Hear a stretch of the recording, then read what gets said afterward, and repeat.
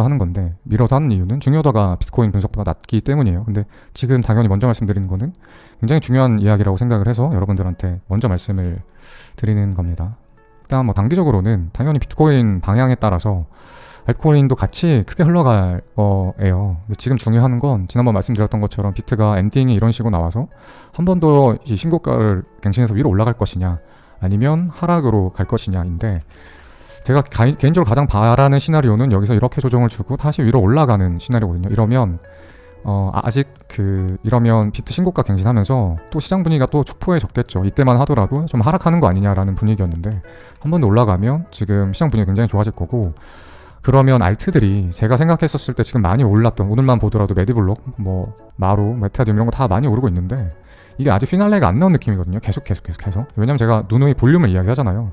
지금 상승률이 큰 메이저 코인들 다 이렇게 업비트 있는 거 돌려봤었을 때 아직 피날레가 안 나온 느낌이에요. 그래서 피날레가 나오려면 비트가 조금 위로 한번 쏴주면서, 이렇게 위로 쏴주면서 미쳐 날뛸 때, 진짜 이거는 지금도 업비트 알트가 미쳐 날뛰었는데 이건 말도 안 된다, 진짜 미쳤다라고 할 때, 그 말은 뭐예요? 시장이 과열됐다라고 할 때, 오버슈팅 됐다고 할 때 정리를 하는 거죠. 그래서 제가 제일 바라는 건 비트가 한 번 더 올라와주고, 그 다음에 여기서 시장이 과열됐었을 때 제가 들고 있던 알트들 한 번 더 튀면 이게 한 3억까지 되겠죠. 그래서 한 3억 정도에서 매듭을 짓고 전부 다 원화로 바꿔놓은 다음에, 난 비트는 당연히 고점이니까 숏에 들어가게 되겠고, 그럼 하락하면 비트 하락에 대한 수익을 얻을 거고, 그 다음에 지금 많이 올랐던 알트들이 비트가 이 정도 떨어지면 알트는 다 반토막 이상 날 거거든요. 그랬었을 때 제가 조금 눈여겨보이는 코인이 몇 개가 있어요.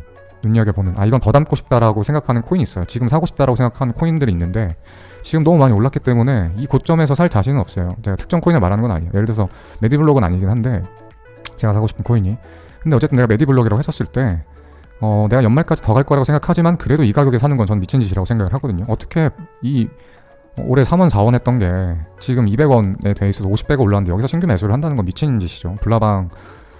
미친 블라방들이 하는 짓이고, 이런 건 아닌 것 같고, 그래서 조금 비트가 많이 떨어져서 시장이 좀 경직되고 알트코인들에 대한 분위기가 많이 안 좋아졌었을 때, 그래서 충분히 저가 매수 기회를 줬었을 때 제가 눈여겨보는 알트코인들 몇 개를 한번 확 담아볼까 해요. 그래서 그런 상황을 기대를 하고 있고, 그래서 올라갔으면 좋겠어요. 개인적으로는 비트가 올라가면 들고 있던 알트들 전부 수익 실현하고, 그 다음에 비트는 또 숏기회가 올 거고, 그래서 비트 수익 기회 하나, 그 다음에 알트 엑시트 한번 또 기회 하나, 그다음에 알트 떨어졌었을 때 또 알트 다시 매수할 수 있는 기회 하나 해서 총 한 3번 정도 수익이 있을 것 같아요. 정말 좋겠죠. 그래서 이렇게 되기를 지금 바라고 있고, 근데 뭐 그렇지 않고 만약에 이대로 가격이 줄줄줄줄 흘러서 떨어진다라고 하면, 그러면 알트코인들도 계속 중간중간에 비트가 살짝 반등이 나올 때 알트코인도 반등이 나오겠지만, 대부분은 반등 나왔다가 떨어지고 반등 나왔다가 떨어지고 하면서 윗꼬리를 달면서 알트들도 같이 빠지는 국면으로 흘러갈 거라고 생각을 합니다. 그렇게 봤었을 때 지금 가장 중요한 건 역시나 비트코인의 방향성이고, 제가 봤었을 때 이 트렌드 라인, 상단 트렌드 라인 또는 하단 트렌드 라인인데, 중요한 건 이 하단 트렌드 라인 되겠죠. 이 하단 트렌드 라인을 깨고 내려간다라고 하면 한 번에 급락은 안 나오더라도 중간중간 이렇게 반등이 나오더라도 결국에는 최소 이 구간, 그러니까 한 45,000달러까지는 충분히 빠질 거란 말이죠. 45,000까지는. 그러면 비트가 고점 대비 30% 넘게 빠지는 건데, 그럼 알트는 아무리 메이저 알트더라도 최소한 50%, 마이너스 50%는 찍는다고 생각을 하셔야 돼요. 또는 이거가 힘이 없는 알트라고 하면 마이너스 한 70%까지 가겠죠. 이러면 저가 매수 기회가 오게 되는 거죠. 그렇게 생각을 해서 개인적으로는 좀 이번에 비트코인 많이 떨어져도 저는 아직까지 그 업비트 원화 메타가 안 끝날 거라고 생각해요. 업비트 원화 메타가 이번 연말까지는 갈 거라고 생각을 합니다. 이렇게 생각하는 이유 중에 하나가 뭔지, 이게 가장 중요한 건데, 이 말씀을 지금부터 좀 드릴게요.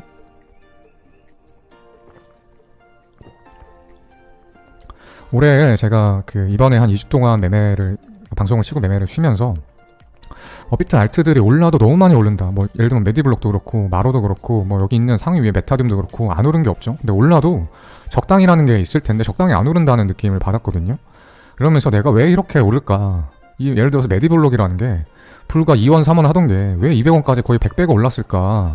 이 생각을 계속 곰곰이 해봤거든요. 여러분도 혹시 그런 생각 해보신 적 있어요? 왜 이렇게 100배나 오를까 메디블록이? 마로는 왜 이렇게 오를까? 물론 각각 코인들마다 호재, 뭐 네이버만 검색해도 메디블록은 무슨 호재가 있고요, 마로는 무슨 호재가 있고, 이런 거 말고 근본적인 거 생각해보신 적 있어요? 진짜 근본적인 거, 그냥 상승장이라서 그런 거 말고 고민을 좀 많이 해봤어요. 근데 제 생각에는 제가 아시겠지만 2018년도부터 트레이딩을 했고 단순 트레이딩만 한 게 아니라 제가 뭐 제 입으로 달란 척 하려는 건 절대 아니에요. 코인 회사들, 코인 재단들, 그 다음에 여러분들이 싫어하시는, 증오하는 그 마케팅, 그 바이럴 마케팅 하는, 그러니까 코인 설거지 하는 팀들, 그 다음에 MM 팀들 다 다는 아니지만 좀 꽤 많이 알고 있거든요. 주변에 좀 많아요. 저도 고인물이라 주변에 진짜 작전해서 더럽게 돈 빨아먹는 세력들도 제 주변에 실제로 있고, 그 다음에 재단 대표님들도 계시고, 코인 업계랑은 사실 저랑은 이제 뗄래야 뗄 수 없는 그런 상황이 됐는데, 근데 2018년도, 19년도에 당연히 여러분들 아시겠지만 비트코인이 계속 하락장이면서 알트코인들은 말도 안 됐어요. 저가에서 벗어나지 못했었어요. 그래서 그런데 2017년도, 16년도 그때 분위기가 좋았었을 때랑 다르게 2018년도, 19년도들은 코인 재단들, 그러니까 이런 메디블록을 만든 또는 뭐 다른 메타디움 이런 걸 만든 회사들한테는, 특정 회사는 아닐 수도 있겠지만 대부분 회사들은 엄청난 경영난을 겪었거든요. 그러면서부터 회사가 갖고 있는 보유 중인 그 홀딩 중인 회사의 물량, 재단의 물량을 계속 던졌어요. 그럴 수밖에 없는 상황이야. 왜냐면 그렇지 않으면 당장 직원들 월급 줄 돈도 없고 더 이상 이 프로젝트가 무산될 위기에 처했었거든요. 2018년도, 2019년도 대다수 회사들이. 그래서 실제로 그때 2018년도, 19년도 때 차트들을 보면 다 형편없어요. 다 바닥에서 계속 하락세이고, 상승했던 코인은 제 기억이 없어요. 기억이 없으면 뭐 최근에 많이 올랐던 캐리를 이야기로 말씀해드리면, 이거는 상장할 때부터 참 유명했던 코인인데 기대를 많이 받았거든요. 그 두나무에서 투자했던 코인이라, 그러니까 흔히 이야기하는 해시드 묻은 코인이라고 하죠. 그거의 대표 주자였어요, 캐리 프로토콜이. 그래서 가장 잘 될 거라고 많은 사람들이 예상했었고, 실제로 상장 날도 엄청난 펌핑을 했었죠. 단일 5원쯤 상장을 했던 게 120원. 상장 날 20배를 넘게 올린 다음에 그 뒤로 줄곧 120원짜리가 결국 1원까지 떨어졌죠. 그러니까 계속 보통 이런 그림을 그렸던 게 18년도, 19년도에 흔한 흐름이고, 중간중간에 장세가 좋을 때 이렇게 한 번씩 펌핑을 했던 코인들도 있지만 결국에는 다시 덤핑을 하면서 주가는 항상 바닥이었습니다. 이럴 수밖에 없었던 이유가 아까도 말씀드렸던 것처럼 딱 하나예요. 경영난. 재단들이 이 블록체인을 각각 이 캐리 프로토콜을 만든 이 회사가 무슨 회사가 있다라고 하면 다 경영난을 겪으면서부터 주가를 부양할 수가 없었어요. 왜냐면 자기네들도 돈이 없으니까 팔아먹어야 되니까. 근데 작전을 치려고 하면 보통 어떻게 하냐면 이 재단과 MM팀과 바이럴팀을 묶어가지고 가격을 마케팅을 하면서, 이 가격이 무슨 호재가 있다, 이 코인이, 그러면서 가격을 띄우면서 바람을 잡고 MM팀이 컨트롤을 하면서 가격을 올린 다음에 고점에 개미들 태운 다음에 털어먹고 내려가고, 이게 설거지하는 일반적인 거거든요. 근데 재단에서 MM팀하고 그 바이럴팀 고용할 때도 당연히 돈이 들어요. 더군다나 18년도, 19년도 그 뭐 장세도 안 좋았기 때문에 돈 들여서 가격을 펌핑 시킬 수가 없었죠. 근데 갑자기 올해 상승장이 왔죠. 2020년도 말부터 상승장이 오면서 모든 알트가 다 이런 식으로 올랐는데, 그러면 과연 이걸 누가 올렸느냐? 이걸 누가 올렸을 것 같다라는 생각을 하세요. 물론 많은 개미들이 사긴 샀어요.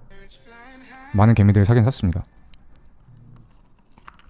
근데 이게 개미만 사서 올린 게 아니에요. 만약에 개미가 사는데 가장 많은 물량을 갖고 있는 대주주라고 하죠. 그러니까 코인 업계에서는 재단이 가장 많은 물량들을 보통 갖고 있거나, 아니면 프라이빗 투자자들이 제일 많은 코인 물량을 갖고 있었는데 그 사람들이 주가 부양 의지가 없어서 던졌다라고 하면 절대 이렇게 못 올라요. 절대 이렇게 못 오르거든요.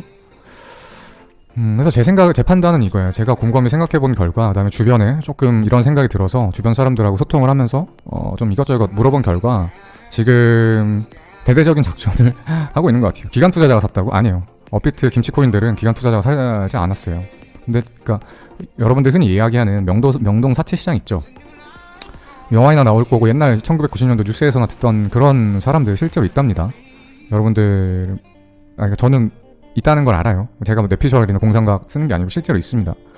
그런 분들한테 장외 거래로 지금 비트코인도 살 수 있고, 그다음에 달러도 살 수 있어요. 물론 수수료를 내지만 현재도 그런 분들이 계시고, 명동 사채업자들이 있는데, 그런 걸 우리가 흔히 작전 칠 때 쩐주라고 하거든요.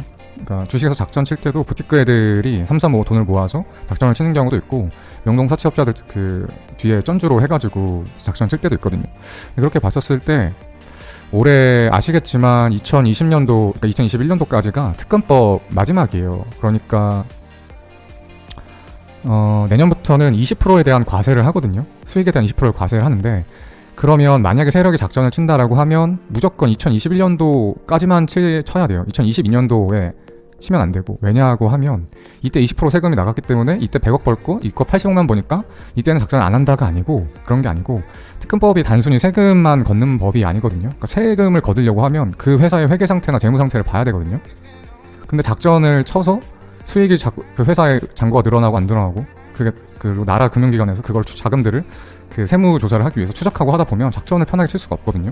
그 말은 뭐냐면 지금 상승 가능성, 장기적으로 생존할 수 없는 회사들 시장에서 2022년, 2023년, 4년 점점 규제가 더 들어오고 시장의 관리 감독을 받았었을 때 절대로 살아날 수 없는 코인들, 그런 코인들은 올해까지가 수명의 마지막이에요. 올해까지가. 이게 작전, 세금 조사 때문에 작전으로도 그렇고 규제 때문에도 그래요. 그래서 올해까지가 작전할 수 있는 마지막 적기거든요. 그래서 제 생각에 이 도저히 올라갈 수 없는 코인들, 회사들, 제가 이 중에서 업비트 상장되어 있는 코인 중에 몇 개의 회사들은 아는 사람들이 있어요. 그래서 진짜 경영난을 심하게 겪은 걸 아는데 절대 이렇게 올릴 수가 없거든요. MM팀 붙여서. 그 말은 쩐주를 찼다는 거예요. 이렇게 올렸다는 건. 그래서 이렇게까지 쩐주를 차고 올린 거는 제가 봤었을 때 이거는 마지막 뭐라고 해야 되죠? 불꽃쇼라고 해야 되나? 어차피 내년부터는 함부로 해먹을 수가 없어요. 작전을. 그래서 올해 아마 대대적으로 작전을 하려는 것 같아요.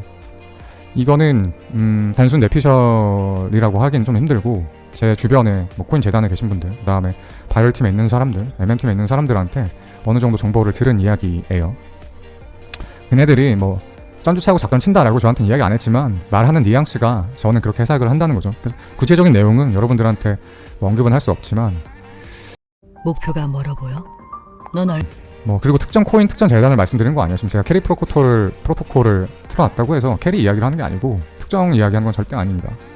전반적으로 그렇다는 거예요. 전반적으로. 그래서 올해 아마 비트코인 당분간 떨어지면 당연히 알트코인들 개박살 나겠죠. 하지만 연말까지 더 큰 펌핑을 해서 엄청나게 해먹을 것 같아요. 그러니까 작전을 제대로 치려고 쩐주들을 다 차고 온 것 같아요. 재단들이. 그리고 아시겠지만 가장 돈을 많이 되는, 그러니까 프로젝트가 망했었을 때 가장 타격을 많이 받는 사람들도 그 돈을 댄 쩐주들이거든요, 당연히. 그리고 성공했었을 때 쩐주들이 가장 많이 가져가요. 보통 작전이 성공하면 60에서 70% 정도는 쩐주가 가져가요. 왜냐면 그만큼 큰 리스크를 감당하니까. 근데 2018년도 19년만 해도 당연히 작전 치려고 하면 쩐주들이 실패할 가능성이 너무 높으니까 안 대줬죠. 근데 지금은 너무 상승장이다 보니까 쩐주들이 다 붙어서 대주는 모양이에요. 그래서 제 생각에는 올해가 이렇게 김치코인들이 날뛸 수 있는 마지막이 아닌가 싶고, 그 말은 원래는 저러면 안 되지만 솔직하게 우리가 코인을 하는 게 뭐 시장의 정의, 공정 뭐 이런 걸 위해서 한다기보다 다들 자기 수익 보려고 하는 거잖아요. 그렇죠? 수익 볼 수 있는 기회가 뻔히 보이면 얘네들이 마지막 불꽃쇼를 하건 말건 간에 우리는 수익만 보면 되겠죠.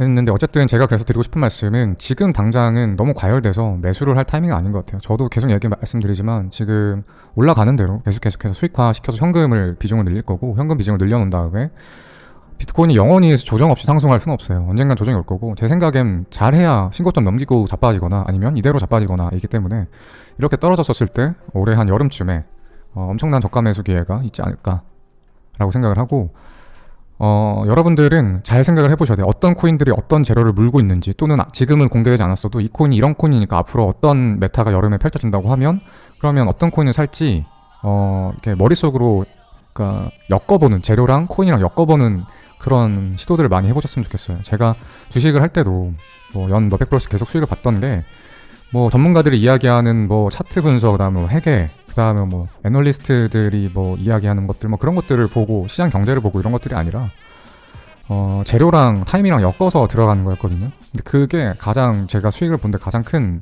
뭐 이유기도 하고, 뭐 덕성도 최근에 제가 말씀드리고 나서 지금 서너 배, 4배 정도 올랐는데 뻔하잖아요.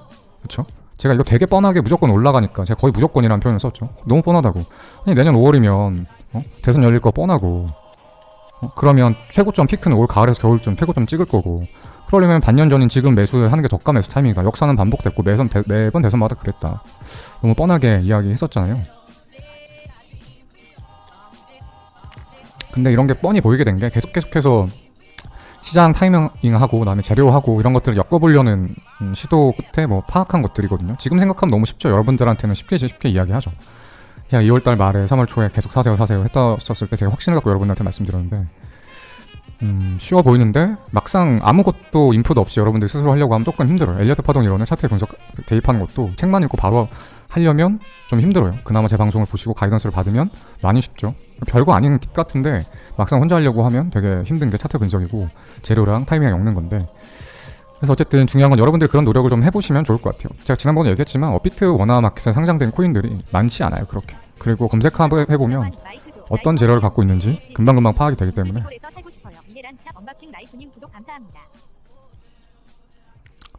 한번 잘 찾아보세요. 어떤 코인이 어떤 재료를 갖고 있는지.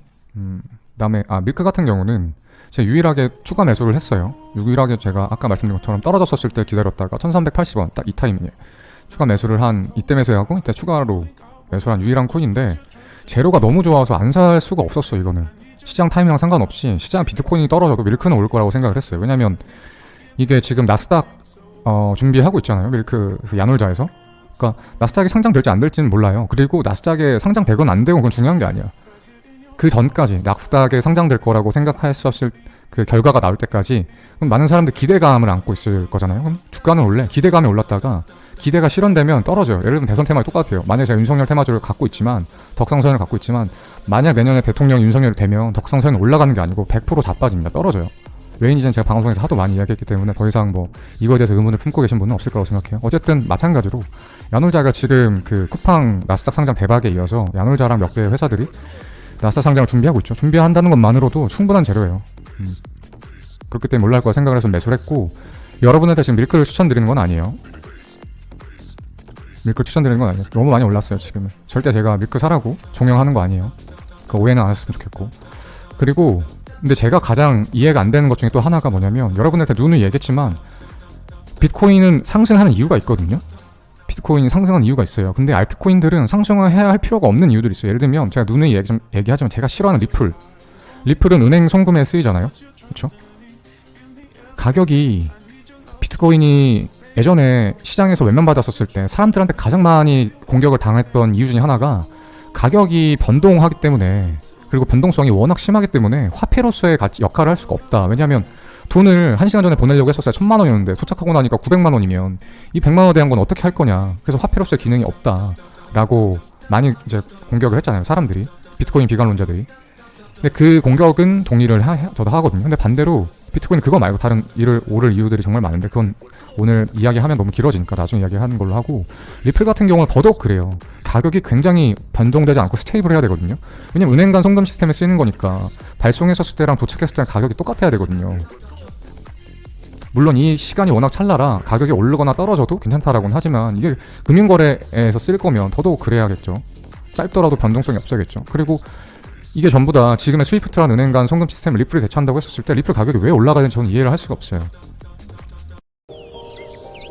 답을 할 수 있는 사람이 있을까? 저는 한 번도 왜 리플이 올라야 되는지에 대해서 제대로 된 논리를 들어본 적이 없거든요. 그리고 지금 이 밀크코인도 마찬가지예요.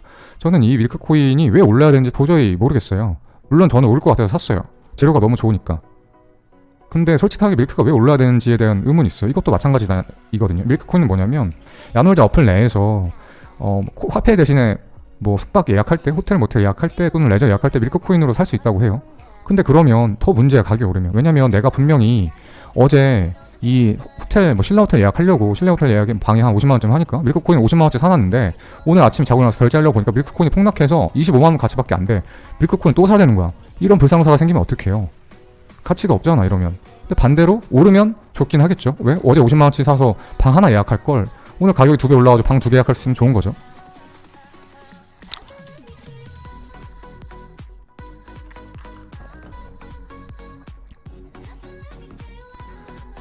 도배 좀 하지 마세요. 밀크 추매창 보여달라고?